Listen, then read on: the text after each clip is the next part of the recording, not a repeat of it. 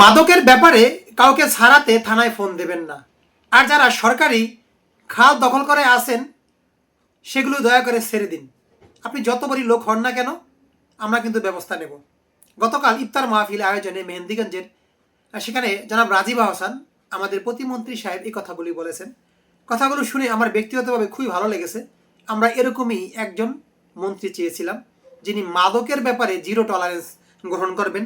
মাদক আমাদের সমাজে, আমাদের মেহেন্দিগঞ্জে একটা মহামারী আকার ধারণ করেছে। আমি দূরের কথা জানি না, আমি আমার সলদি গ্রামের কথা বলবো। সেখানে এই মাদক কেনা বেচা হয়, সেখানে মাদকের কারণে প্রতিনিয়ত ঘরে ঘরে চুরি ডাকাতি হচ্ছে।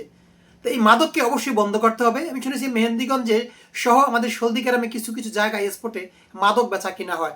তো যারা এই যে মাদক বেচে, এলাকার যারা জনপ্রতিনিধি আছেন, এলাকার যারা একটু খেয়াল খবর রাখেন, তারা অবশ্যই বিষয়টা জানেন। দয়া করে আপনারা আমাকে জানাতে পারেন, কিংবা মন্ত্রী সাহেবকে জানাতে পারেন, কিংবা থানায় জানাতে পারেন। দয়া করে এই ব্যাপারে কেউ ছাড় দেবেন না, এতে ক্ষতিটা আপনারই হবে। জনাব রাজীব আহসান সাহেবের আজকে আরেকটা ব্যাপার আমার খুব ভালো লাগলো। তিনি আজকে মেহেন্দিগঞ্জ সরকারি হাসপাতাল, আমাদের যেটা পাতাড় হাসপাতাল বলি আমরা, আর সেখানে পরিদর্শনে গিয়েছিলেন জনাব রাজীব আহসান।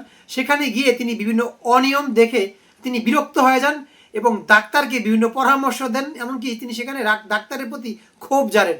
সেই ভিডিওটা আমার ভালো লেগেছে, আসলে একটু আমরা দেখি দয়া করে। দেখছেন? ঠিক করছে, দেখছেন? কি ঠিক করছেন? আজকে এর মধ্যে নির্বাচন করতে এটা করতে পারেন। ঠিক করছে, ঠিক করছে। আপনি আমাকে বললেন কেন যে এটা ঠিক করছে? আমাদের স্যার তো, আমি যা জিজ্ঞেস করতেছি সেটা বলেন। আপনি আমাকে কেন বললেন ঠিক করছে? এটা ঠিক করছে? ঠিক বলে নতুন দরজা লাগানো হয়নি, সেটা আপনি বলেন না কেন? এটা কি আপাতত ঠিক বলে? আপনি এই বাথরুমে আপনার ওয়াইফকে পাঠাবেন, আপনার বোনকে পাঠাবেন, তাহলে ঠিক করতে বলতেছেন। যাই হোক দর্শক, আপনারা হয়তো বুঝতে পেরেছেন, আসলে আমরা এরকমই একজন মন্ত্রী চেয়েছিলাম, এমনই একজন এমপি চেয়েছিলাম। তা আমার আশা থাকবে জনাব রাজীব আহসান এই যে আমাদের মন্ত্রী হলেন, এটা আমাদের জন্য ভাগ্যের, বিশেষ করে মেহেন্দিগঞ্জবাসীর জন্য। এই জন্য মেহেন্দিগঞ্জকে অবহেলিত, নদী কবলিত, বঞ্চিত মানুষের ভাগ্য ফেরানোর জন্য আমি মনে করি আমাদের মন্ত্রী সাহেবের এবারই একটা সুযোগ। সেই সুযোগটা তিনি অবশ্যই আমাদেরকে দেবেন, জনসাধারণকে দেবেন। আমাদের রাস্তাঘাট, আমাদের এই যে নদী বাঙ্গন, আমাদের এই যে মাদক, ভালো একটা হাসপাতাল, ভালো স্কুল কলেজের ব্যবস্থা তিনি করবেন। আমাদের এই যে পাতারহাট থেকে উলানের যে রাস্তাটা উনি সংস্কার কাজ শুরু করেছেন দ্রুত, এই বিষয়টার জন্য আমি ওনাকে ধন্যবাদ জানাই। এবং আমাদের দাঁতপুর থেকে উলানিয়ার যে একটা রাস্তা হবে ঢাকার সাথে ভোলার সাথে কানেক্ট, সেই রাস্তাটাও কাজ চলমান আছে, কিন্তু কাজটা খুবই স্লো। এই কাজের ব্যাপারেও তিনি একটু তদারকি করবেন। প্লাস মাদকের ব্যাপারে প্রতিটা গ্রামে তিনি অবশ্যই তথ্য নেবেন, কারা মাদক বেচে, কারা মাদক খায়। এই বিষয়গুলো, কিংবা দারিদ্র মানুষের ভাগ্য উন্নয়নের জন্য কিংবা কর্মসংস্থানের ব্যবস্থা করা যায়, কিংবা চাকরির ব্যবস্থা করা যায়, এই বিষয়গুলো উনি ভাববেন। বিশেষ করে আমাদের মেহেন্দিগঞ্জে একটা ভেড়িবাদ দরকার আছে, এই বিষয়গুলো উনি ভাববেন। এছাড়া আমাদের মেহেন্দিগঞ্জের মানুষের আর কিছু চাওয়া নেই, কারণ আমরা তার কাছে টাকা চাই না, আমরা তার কাছে খাবার চাই না। আলহামদুলিল্লাহ আমরা মেহেন্দিগঞ্জের মানুষ অনেক ভালো আছি।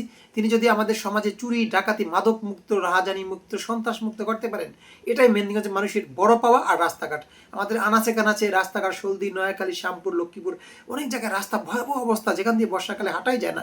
এই রাস্তাগুলো দ্রুত সংস্কারের ব্যবস্থা করবেন। অনেক বছর হয়ে গেছে এই রাস্তাগুলো, শাখা রাস্তাগুলো কোনো সরকার আমি দেখি না যে তারা কাজ করেছে। হয়তো কিছু রোড হয়েছে, বড় বড় রোডগুলো, কিন্তু এই কাজগুলো না করার কারণে বর্ষাকালে মানুষের চরম ভোগান্তি হয়। এই বিষয়গুলো অবশ্যই আমাদের জনাব রাজীব আহসান সাহেব, উনি আমাদের জনগণের বন্ধু, আমাদের জনগণের প্রত্যাশা পূরণের জন্যই উনি আজ আগামী এই যে আমাদের 5 বছরের জন্য এমপি হয়েছেন, জনগণ তাকে ভোট দিয়েছে এবং সেই জনগণের প্রত্যাশা পূরণের জন্য তিনি এই কাজগুলো করে মেহেন্দিগঞ্জের বুকে আগামীতেও তিনি এমপি হওয়ার, মন্ত্রী হওয়ার সুযোগটা তিনি অবশ্যই নেবেন। যদি কাজগুলো করেন, জনগণ তাকে ভোট দেবে, আমিও দেবো ইনশাল্লাহ। যদি তিনি এই কাজের মাধ্যমে মানুষের ভালোবাসা অর্জন করতে পারেন, কাজই মানুষকে বাঁচিয়ে রাখবে, এটা মনে রাখবেন, সেই যেই হোক না কেন। আজকের মতো আমি বিদায় নেবো। আশা করি ভিডিওটা শেয়ার করে দিবেন, আর এরকম ভিডিও পেতে আমাদের পেজটি দয়া করে ফলো দিয়ে রাখবেন। আল্লাহ।